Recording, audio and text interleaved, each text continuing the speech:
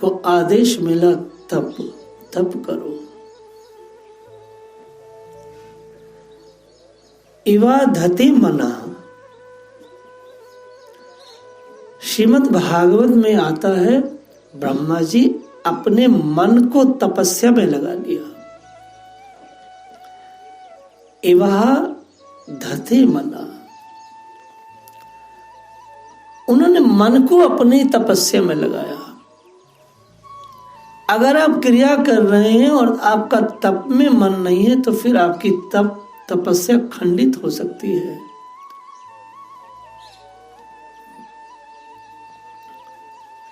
उन्होंने अपने मन को तपस्या में लगाया। स्पष्ट इवाधते मना, अगर मन नहीं है तपस्या में तो वो तपस्या फिर फलीभूत नहीं हो सकती।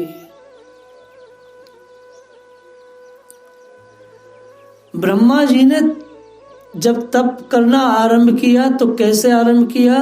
अपने मन को तपस्या में लीन किया।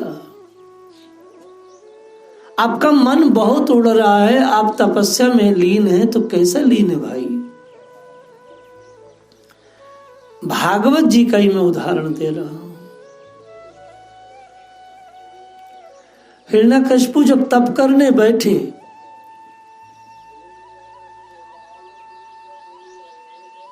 तो देवताओं के गुरु बृहस्पति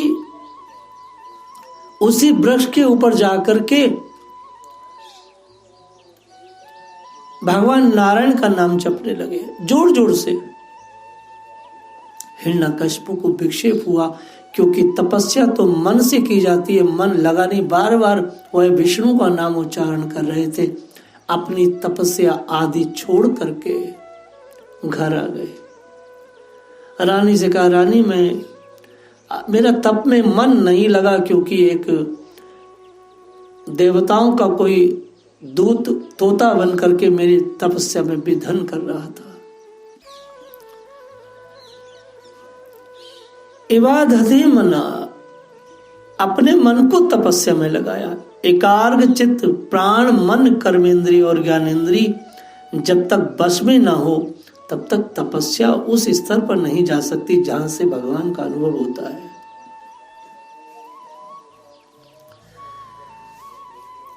सहस्त्र दिव्य वर्ष पर्यंत श्री ब्रह्मा जी ने तप किया। भगवान रीझ गए, भगवान प्रसन्न हुए। जो अपने मन को भगवान में लगा देता है, अर्थात तपस्या जो है वो मन से करने लगता है, भगवान ज्यादा देर उस भक्त के बिना नहीं रहते।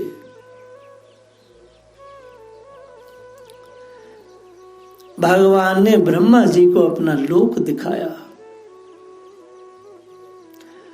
उस लोक में किसी प्रकार का क्लेश मोह भय नहीं है। जिन्हें कभी एक बार भी ठाकुर जी का के लोक का दर्शन का सौभाग्य हुआ है, उन्हें कभी भय नहीं सताता, कभी कष्ट नहीं मिलता। वे देवता बार बार स्तुति करते रहते हैं, जो उनके साथ, मेरे ठाकुर जी के साथ जो उनके पार्षद रहते हैं। वहां रजोगुण तमोगुण और इनसे मिला हुआ सत्वगुण नहीं है। वहां न काल की दाल गलती है और न माया ही कदम रख सकती है। तो भैया माया के बाल बच्चे तो वहां जा ही कैसे सकते हैं। ब्रह्मा जी ने देखा कि भगवान के पार्षद उनके साथ निवास करते हैं, जिनका पूजन देवता और दैत्य दोनों करते हैं। सुरासुर अर्चिता, देवों और दानवों को दोनों को भगवान अब प्रकट किए हैं, दोनों को जन्माया है और दोनों का अधिकार भगवान पर समान है। ब्रह्मा जी ने देखा कि दैत्य और दानव समान गति से भगवान की सेवा कर रहे हैं।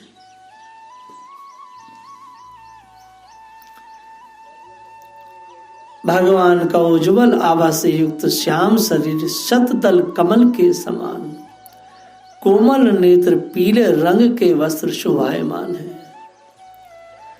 आप जब मन से भगवान की झांकी को लोगे, अर्थात मन में भगवान को लाओगे, तब कल्याण होगा। भगवान मंदिर में हैं, उनको देखेंगे अच्छा है, लेकिन अधिक कल्याण जब होगा जब आप उन्हें अपने मन मंदिर में देखेंगे। ब्रह्मा जी ने मन से तप किया, अंग अंग राशि राशि सौंदर्य बिखरता रहता है भगवान के शरीर से। वह कोमलता की मूर्ति है।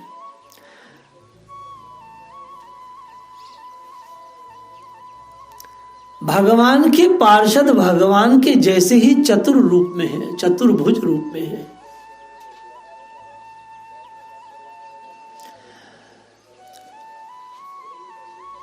बड़ी सुंदर बात है।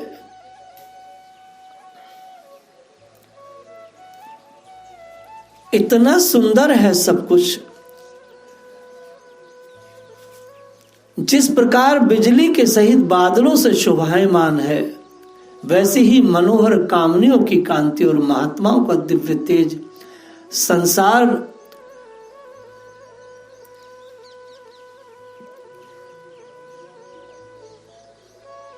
संसार भी शोभायमान है। युगों युगों से दोनों अपनी ओर आकर्षित करते आए हैं।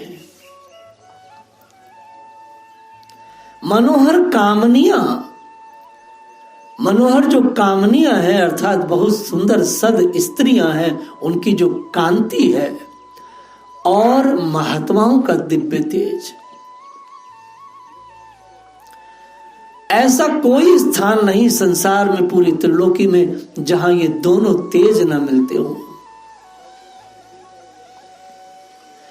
धरती पर ऐसा कोई स्थान नहीं जहां महात्माओं का तेज न बिखरा हो, और धरती पर ऐसा कोई स्थान नहीं जहां सुंदर रमणीयों और कामनियों का राशि राशि सौंदर्य की जो कांति है न बिखरी हो।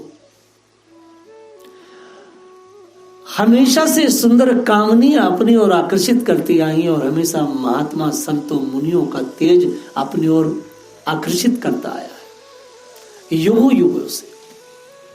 और ये दोनों तेज भगवान के अपने हैं।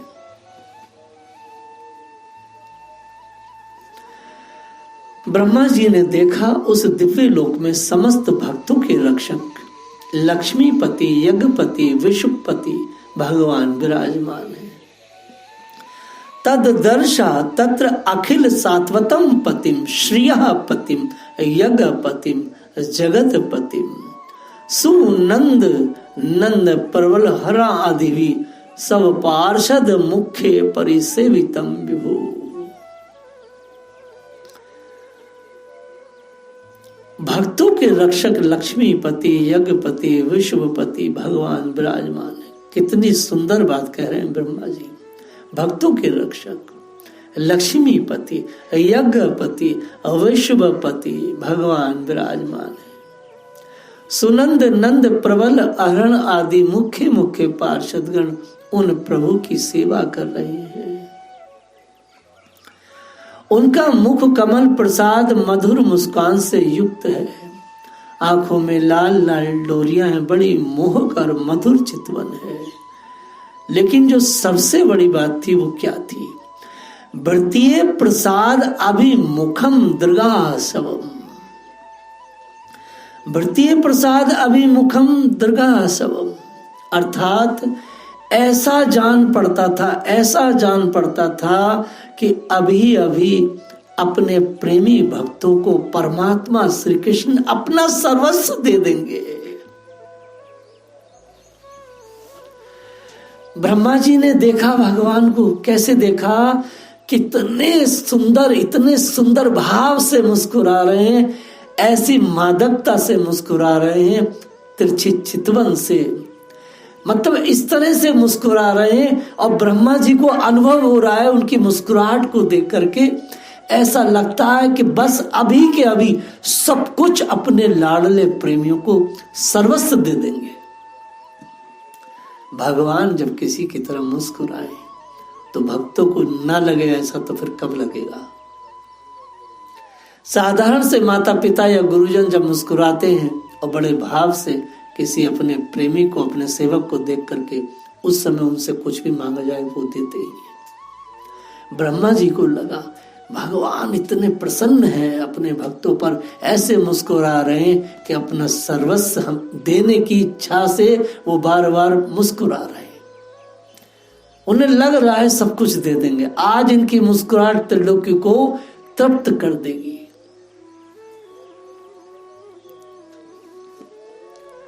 सिर पर मुकुट, कानों में कुंडल, कंधे पर पीतांबर जगमगा रहे हैं।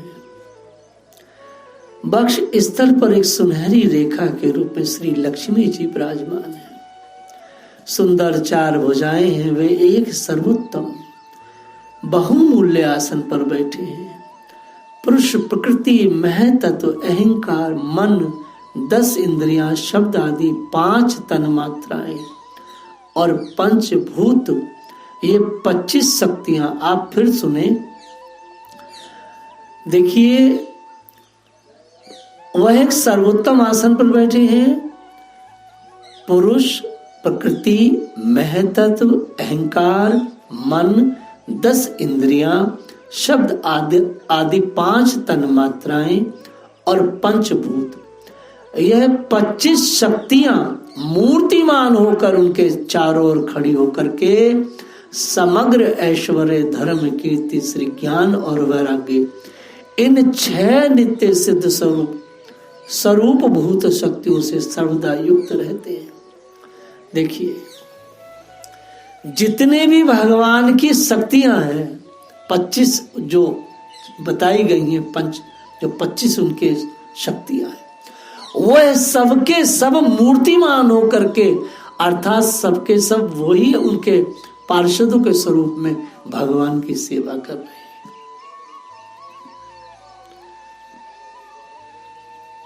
अगर भगवान की जैसे दया है तो भगवान की दया एक गुण है, उनके शरीर में रहता है। तो दया को जब इच्छा होती है, दया भगवान के शरीर के सामने प्रस्तुत होकर के भगवान की सेवा करता है। भगवान के जो भी कुछ उनके शरीर में है वह सब के सब मूर्तिमान होकर के भगवान की सेवा करते हैं, उनका दर्शन करते हैं, उनको रस देते हैं। ये बहुत बड़ा विज्ञान है और ये सिर्फ और सिर्फ भक्ति से ही सिद्ध हो सकता है।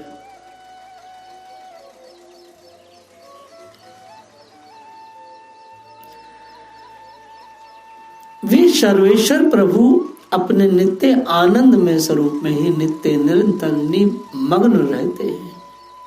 उनका दर्शन करते ही ब्रह्मा जी का हृदय आनंद के उद्रेक से लबालब भर गया।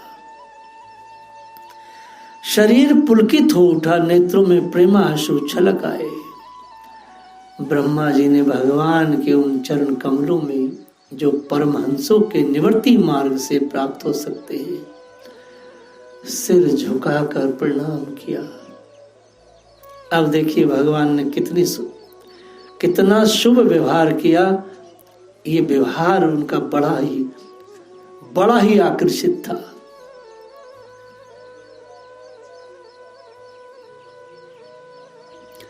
भगवान ने क्या किया, जब ब्रह्मा की इस तरह की स्थिति को देखा, प्रियम प्रीत मना करे स्पर्श न, प्रीत मना करे स्पर्श न।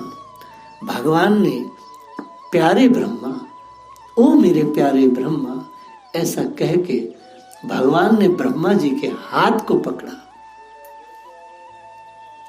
जैसे कोई प्रेमी, जैसे कोई मित्र, जैसे कोई सखा, जैसे कोई प्रेमी जन एक दूसरे का हाथ पकड़कर अपने सानिध्य में बिठाते हैं, वैसे ब्रह्मा जी का भगवान ने अपने शुभ कर कमल से ब्रह्मा जी के ऐसे हाथ को पकड़कर अपने पास बिठाया।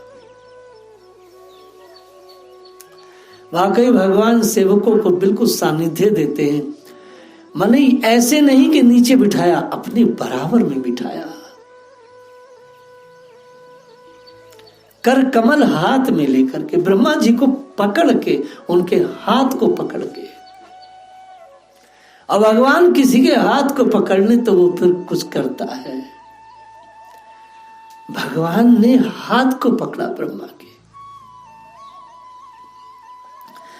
जगत में कुछ करने की इच्छा है, जगत में कुछ बड़ा करने की इच्छा है, सद्भावना से भर करके कुछ बड़ा करने की इच्छा है, सर्वभूत हिते रहता, सबके हित के लिए कुछ करने की इच्छा है, और उसमें आप सफल होते जा रहे हैं, तो इसका अर्थ यही है कि परमात्मा लाडले ने आपके हाथ को पकड़ लिया है। भगवान ने ब्रह्मा जी के हाथ को पकड़ा। कई बार ऐसा लगता है जैसे मोदी जी का हाथ भगवान ने पकड़ रखा है, तभी वो इतना अच्छा वैदिक संस्कृति और धर्म के लिए कर रहे हैं। योगी जी का हाथ भगवान ने पकड़ा है, तभी वो धर्म के लिए इतना बड़ा काम कर रहे हैं। बड़े बड़े कुत्ते सुअरों ने अपने घर को पाला और हमेशा धर्म के विरुद्ध काम किया। भगवान ने उनका हाथ नहीं पकड़ा है, उनका हाथ तो उनके कर्म फल ने और प्रारब्ध ने ही पकड़ा है। क्योंकि प्रारब्ध से जब कर्म, प्रारब्ध के द्वारा जब हाथ पकड़ा जाता है तो मनुष्य संसार में विषमताएं करता है, मनुष्य संसार में पाप करता है। लेकिन जब ठाकुर जी किसी का हाथ पकड़ते हैं तो वह मनुष्य फिर सत्कर्म करता है। आज भगवान ने ब्रह्मा जी के हाथ को पकड़ा है, अर्थात अब वो सृष्टि का बहुत बड़ा बड़ा काम करेंगे, श्रेष्ठ श्रेष्ठ। इस श्लोक से तो यही लगता है, भगवान ने ब्रह्मा जी के हाथ को पकड़ के अपने पास बिठाया। अगर कोई सत्कर्म करता हुआ दिखाई दे इतने भयानक विषम परिस्थिति में, जगत में जब इंसान का शत्रु है, तो समझो भैया भगवान ने उसका हाथ पकड़ रखा है। क्योंकि भगवान जिसका हाथ पकड़े तो फिर वो सत्यता की ओर बढ़ता ही जाता है। लेकिन इसे समझने के लिए भी सत्य मार्ग ही चाहिए। सत्य मार्ग का पथिक ही इस बात को समझ सकता है कि अमुक जीव का, अमुक महापुरुष का हाथ भगवान ने पकड़ा है, तभी ये काम कर रहा है, नहीं तो कर नहीं सकता।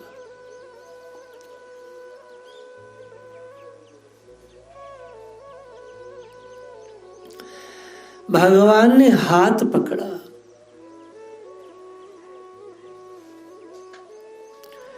भगवान ने क्या कहा? तपो में हृदयम साक्षात आत्मम तपसो अनघा। हे ब्रह्मा,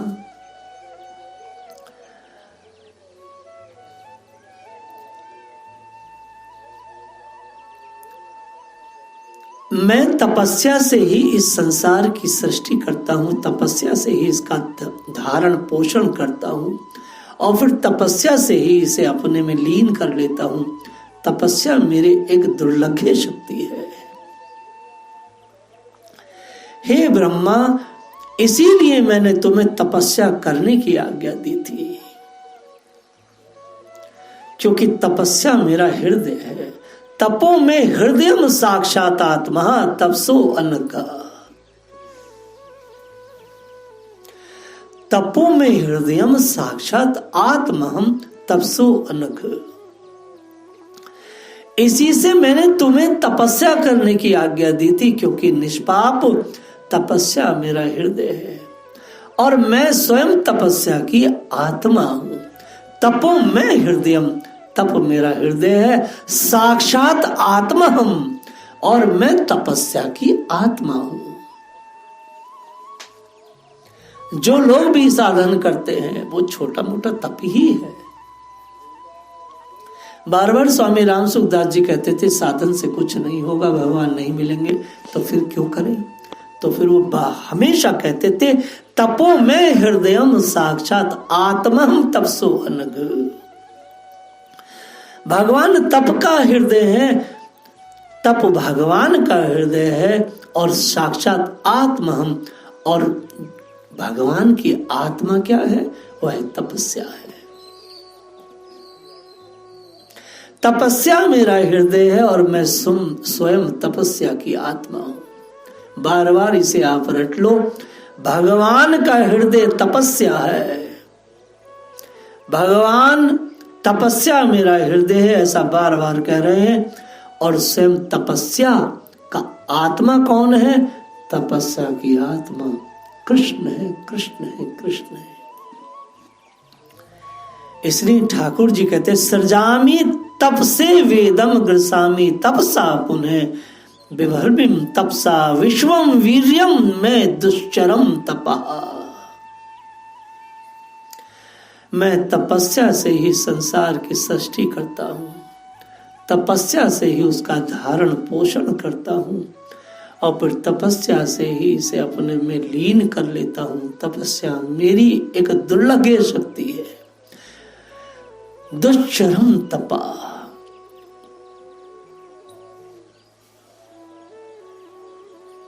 जब इतनी बात कही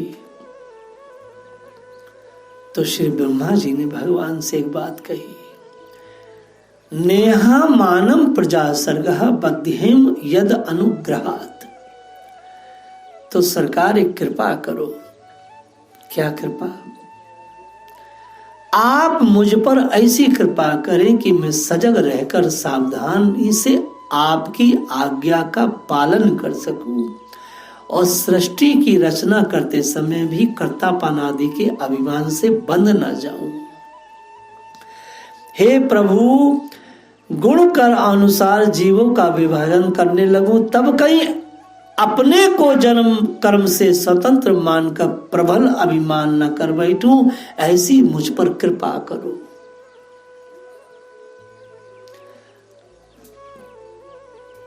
कि जब मैं इतना बड़ा बड़ा काम करूंगा तो मुझे अभिमान हो जाएगा कि देखो हम ब्रह्मा हैं और हम सब गुण कर्म के साथ काम कर रहे हैं, तो मेरे अंदर कहीं ईश्वर पने का भाव ना आ जाए।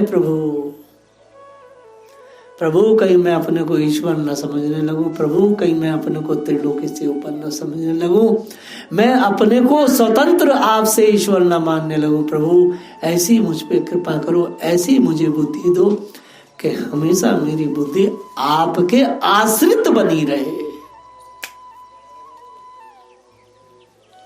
भगवान के आश्रित बनी रहे। कितनी सुंदर बात कह रहे हैं। कह रहे हैं मेरी बुद्धि हमेशा आपके आश्रित बनी रहे। छोटे छोटे लोग जब बड़े बड़े काम करते हैं, कोई भी व्यक्ति, तो उसके मन में यही रहता है कि मैंने डिग्री ली है, मेरे पास ये क्वालिफिकेशन है, मेरे पास ऐसे ऐसे गुण हैं, तो ही ये कार्य संपन्न हुआ है। लेकिन हर कार्य के पीछे वो असली सृष्टि करता है। इतनी विनम्रता, इतनी सहजता, इतनी दैन्यता जब व्यक्ति अपने अंदर लाता है, और ये सब क्रिया योग के माध्यम से ही हो सकता है। मन से तप किया था, क्योंकि सारा खेल मन का है। मन इतना बिगड़ा है। एक शब्द बड़ा प्रयोग होता है आजकल, सेकुलरिज्म। सेकुलरिज्म का यदि हिंदी में अर्थ किया जाए देसी भाषा में, तो सबसे बड़ा जो हरामीपन और कमीनापन है वो सेकुलरिज्म है। और उस हरामीपन और कमीनेपन की जो पराकाष्ठा है वो इस मन में रहती है। इस मन को नथना जरूरी है, और ये मन बिना मन मोहन के नहीं नथा जा सकता। आप इसे नहीं नथ सकते। ब्रह्मा जी ने 100 दिव्य वर्षों तक तप किया। कैसे तप किया? उन्होंने अपने मन को तपस्या में लीन किया। अब आप अपनी 5 कर्मेंद्रिय 5 ज्ञानेंद्रिय को तो लीन कर लेते हैं, और मन लगातार दगाबाजी करता। कैसे? जैसे मुल्ले सिर तो सजदा में झुकाते हैं, सजदा में उनके ये सिर रहता है, और देखो सारी इंद्रियां उनकी उनसे बगावत करती हैं, द्रोह करती हैं भगवान से। जब वो मुल्ले अष्टधा प्रकृति को अपना मस्तिष्क झुकाते हैं, तो केवल माथा झुकाते हैं, माथे पे काला निशान भी डाल देते हैं, लेकिन उनकी सारी कर्मेंद्री और सारी ज्ञानेंद्री लगातार उस परमेश्वर से द्रोह करती हैं और एक एक जीव से द्रोह करती हैं। मूल्य तो वाकई मरने के ही योग्य हैं। सारी सृष्टि के, परमात्मा के सारे लाडली सृष्टि के ये द्रोह ही है। वास्तव में संसार का मुसलमान भूत द्रोही है, एक एक कीट पतंग का द्रोही है वो।